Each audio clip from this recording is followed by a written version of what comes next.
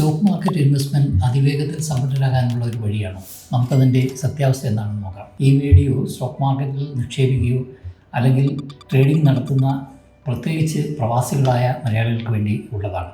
ഇന്ന് ഡിമാറ്റ് അക്കൗണ്ടുകളുടെ എണ്ണം ഇന്ത്യയിൽ 20 കോടിക്ക് മുകളിലാണ്. കോവിഡിന് ശേഷം ആയിരക്കണക്കിന് യൂട്യൂബ് ചാനലുകൾ വെറും 1 ലക്ഷം രൂപ നിക്ഷേപിച്ചാൽ 1 കോടിയാകുമെന്നും 2 കോടിയാകുമെന്നൊക്കെ തമ്പിനെയ്തുമായി വരികയും പല ചാനലുകളിൽ നിന്നും ഒരേ സ്വഭാവത്തിലുള്ള ഇത്തരം നരേഷൻ ഉണ്ടാകുമ്പോൾ സ്വാഭാവികമായി സ്റ്റോക്ക് മാർക്കറ്റിനെ കുറിച്ച് വളരെ വലിയ ധാരണയൊന്നും ഇല്ലാത്ത പലരും അത്തരം വീഡിയോസിൻ്റെ സ്വാധീനഫലമായി വളരെയധികം സാമ്പത്തിക ബാധ്യതയിലേക്ക് എത്തുന്നതായി കാണുന്നുണ്ട്. ഇതിൽ ഏറ്റവും പ്രധാനമായ കാര്യം എല്ലാവരും ഒരേ സ്വരത്തിൽ സംസാരിക്കുന്ന ഒരു പേരാണ് വാരൻ ബഫറ്റ്. അദ്ദേഹം ലോകത്തിലെ ഏറ്റവും വലിയ കോടീശ്വരന്മാരിൽ ഒരാളായ കഥയാണ് പലരെയും സ്വാധീനിക്കുന്നത്. എന്നാൽ വാരൻ ബഫറ്റുമായി ബന്ധപ്പെട്ട അദ്ദേഹത്തിൻ്റെ ഇൻവെസ്റ്റ്മെൻറ്റ് പാറ്റേൺ നമുക്കൊന്ന് നോക്കാം.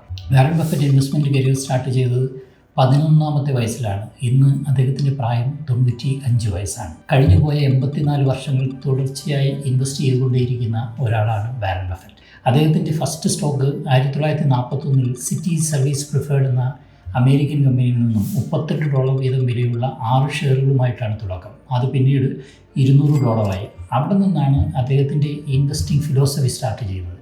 അദ്ദേഹത്തിൻ്റെ ഇൻവെസ്റ്റ്മെൻറ്റ് കമ്പനിയായ ബെർക്ക്ഷയർ ഹേത്ത്വേയുടെ 2010 മുതൽ 2025 വരെ 15 വർഷത്തെ average yearly return of investment 12% മുതൽ 15% വരെ മാത്രമാണ്. ഇനി നമുക്ക് ഇന്ത്യയിലേക്ക് വന്നാൽ ഇന്ത്യയുടെ നിഫ്റ്റി 50, അതാണ് ഇന്ത്യൻ സ്റ്റോക്ക് മാർക്കറ്റിലെ ബെഞ്ച് മാർക്ക് എന്നറിയപ്പെടുന്ന ഇന്ത്യയിലെ ഏറ്റവും പ്രധാനപ്പെട്ട 50 കമ്പനികൾ.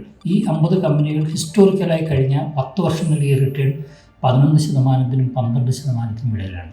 മറ്റൊരു പ്രധാനപ്പെട്ട ഇൻവെസ്റ്റ്മെൻറ്റ് പ്ലാനാണ് മ്യൂച്വൽ ഫണ്ട്സ് അഥവാ systematic investment plan. Comparatively stock market direct invest ചെയ്യുന്നതിനേക്കാൾ സേഫായ ഇൻവെസ്റ്റ്മെൻ്റ് ആയിട്ടാണ് മ്യൂച്വൽ ഫണ്ടുകളെ പരിഗണിക്കുന്നത്.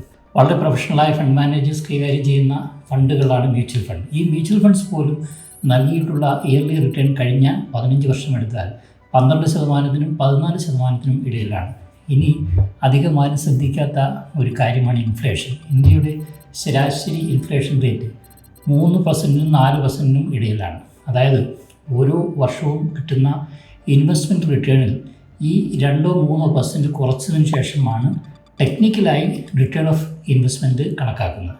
അങ്ങനെ ചിന്തിച്ചാൽ 9%-നും 10%-നുമാണ് സ്റ്റോക്ക് മാർക്കറ്റിൽ നിന്നും മ്യൂച്വൽ ഫണ്ടിൽ നിന്നും നിങ്ങൾക്ക് ലഭിക്കാൻ സാധ്യതയുള്ള ഇയർലി റിട്ടേൺ. അതും നിങ്ങളൊരു ലോങ് ടൈം ഇൻവെസ്റ്റർ ആണെങ്കിൽ മാത്രം. അതുകൊണ്ട് സ്റ്റോക്ക് മാർക്കറ്റുകൾ ശരവേഗത്തിൽ സമ്പന്നരാകാനുള്ള ഒരു വഴിയല്ല. സ്റ്റോക്ക് മാർക്കറ്റ് ഇൻവെസ്റ്റ്മെൻറ്റും അതിൻ്റെ ലോഗരിതവും അത്ര എളുപ്പവും ഈസിയായി മനസ്സിലാക്കാൻ കഴിയുന്ന കാര്യവുമല്ല. സ്റ്റോക്ക് മാർക്കറ്റിൻ്റെ ഗതിവിഗതികൾ നിശ്ചയിക്കുന്നത് അൺപ്രഡിക്റ്റബിളായ ഒട്ടനവധി ഫാക്ടേഴ്സിനെ ഡിപ്പെൻഡ് ചെയ്താണ് പോകുന്നത്. ഈ പറഞ്ഞതിൻ്റെ അർത്ഥം സ്റ്റോക്ക് മാർക്കറ്റിലും മ്യൂച്വൽ ഫണ്ടിലുമൊന്നും പ്രവാസികൾ ഇൻവെസ്റ്റ് ചെയ്യേണ്ട എന്നുള്ളതല്ല.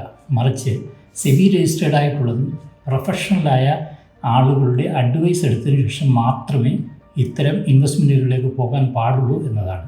ഇത് പ്രവാസികളായ നിങ്ങൾക്ക് വളരെയധികം ഉപകാരപ്രദമായ ഒരു വീഡിയോ ആണെന്ന് തോന്നുന്നെങ്കിൽ please share to your fellow NRKs.